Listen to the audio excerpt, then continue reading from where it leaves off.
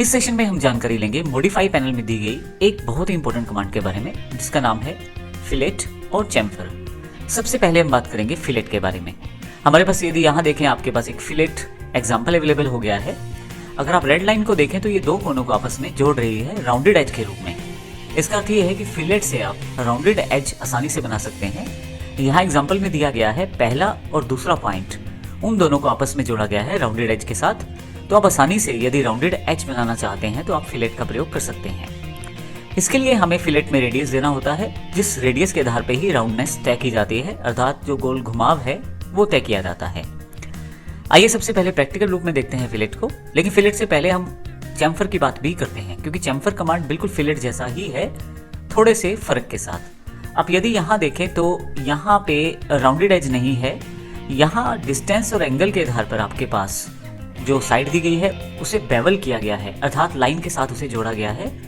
अब यदि यहाँ देखें तो पहले और दूसरी लाइन को जोड़ने के लिए बेवल एज का प्रयोग किया गया है, अर्थात एक लाइन बीच में खींची गई है जिसके आधार पर इन दोनों को जोड़ा गया है। इसका अर्थ ये हुआ कि चैम्फर और फिलेट में जो फर्क है मेन यही है, फिलेट में राउंडेड एज रहता है जबकि चैम्फर में बेवल एज रहता है। लेकिन आइए हम अभी दोनों को प्रैक्टिकल रूप में देखेंगे, फिलेट को भी और चैम्फर को भी। फिलेट को हम इस सेशन में देखेंगे और चैम्फर को अगले सेशन में। तो आइए सबसे पहले बात करते हैं फिलेट कमांड की। मैं यहाँ से फिलेट कमांड सेलेक्ट कर लेता हूँ। यहाँ मेरे पास एक रेक्टेंगल पहले से दिया गया है। मैं इस रेक्टेंगल के जो एजेस हैं उनको राउंड करना चाहता हूँ। सबसे पहले इसमें राउंड करने के लिए मुझे दो ऑब्जेक्ट सेलेक्ट करने हैं। तो सबसे पहले सिलेक्ट फर्स्ट ऑब्जेक्ट का मेरे पास मैसेज है, मैं क्लिक कर देता हूँ तो मेरे पास पहला ऑब्जेक्ट सिलेक्शन में आ गया है। अब मुझे दूसरा ऑब्जेक्ट सेलेक्ट करना है, लेकिन दूसरा ऑब्जेक्ट सेलेक्ट करने से पहले नीचे कमांड लाइन पे यदि आप देखें तो एक रेडियस का ऑप्शन अवेलेबल है। मैं यहाँ से रेडियस देना चाहता हूँ तो रेडियस पे क्लिक कर देता हूँ। कितना रेडियस देना चाहता हूँ, लास्ट टाइम मैंने 3 यूज़ किया था, तो मैं चाहूँ तो यहाँ से चेंज कर सकता हूँ, जैसे 2, लेकिन मैं चाहता हूँ 3 को ही प्रयोग करना, तो मैं कुछ भी चेंज नहीं करता या दोबारा 3 भर देता हूँ, एंटर कर देता हूँ। यहाँ ऊपर की तरफ जो दूसरा ऑब्जेक्ट है मुझे बस माउस लेके जाना है। अब देखेंगे प्रीव्यू दिखाना शुरू कर दिया है इसने, क्योंकि इससे जुड़ा हुआ जो अगला साइड है वो यही है।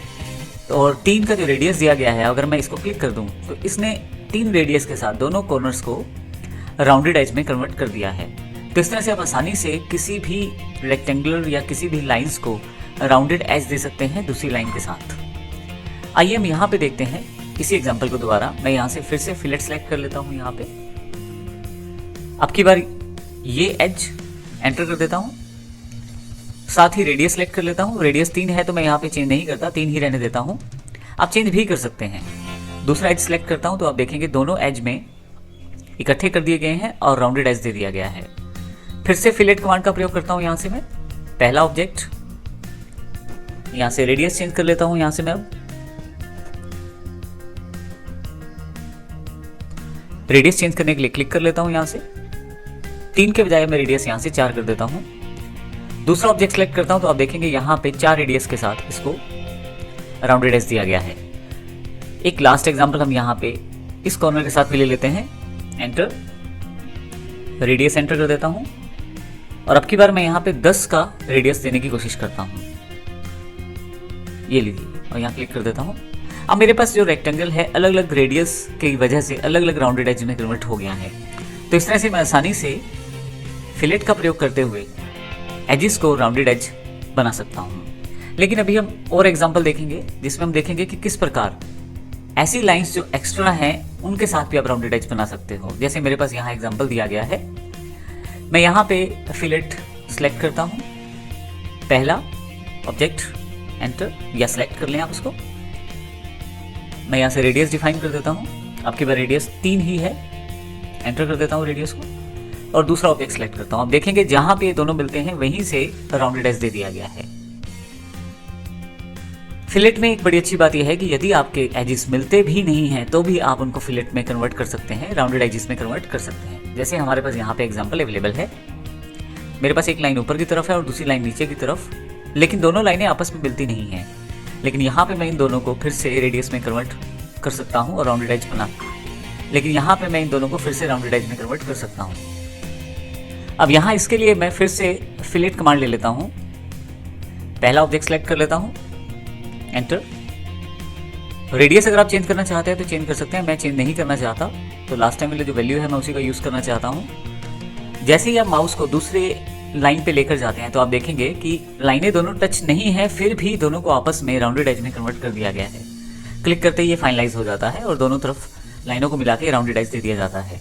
इस तरह से यहाँ नीचे की तरफ लाइनें हैं, सिलेक्ट और दूसरी लाइन, और देखें आपने इनको फिर से राउंडेड एज में कन्वर्ट कर दिया है। तो इस प्रकार आप आसानी से किसी भी रेक्टेंगल को या किसी भी ऑब्जेक्ट को जिसमें दो लाइंस आपस में जुड़ती हैं या नहीं भी जुड़ती हैं, थोड़ी सी दूरी पे है, उनको आप राउंडेड एज प्रोवाइड कर सकते हैं फिलेट के द्वारा। यहाँ पे एक बात और ध्यान रखिए, अगर हमारे पास रेडियस ज़्यादा हो जाती है तो उस समय ये कमांड नहीं चलती है। जैसे कि एग्जाम्पल के तौर पे मैं फिलेट सेलेक्ट कर लेता हूँ, यहाँ क्लिक कर देता हूँ पहले ऑब्जेक्ट को, उसके साथ यहाँ से रेडियस सेलेक्ट कर लेता हूँ। अब की बार रेडियस मैं वो दे देता हूँ जो नॉर्मली यहाँ अप्लाई नहीं हो सकती, जैसे कि 50 एंटर कर देता हूँ।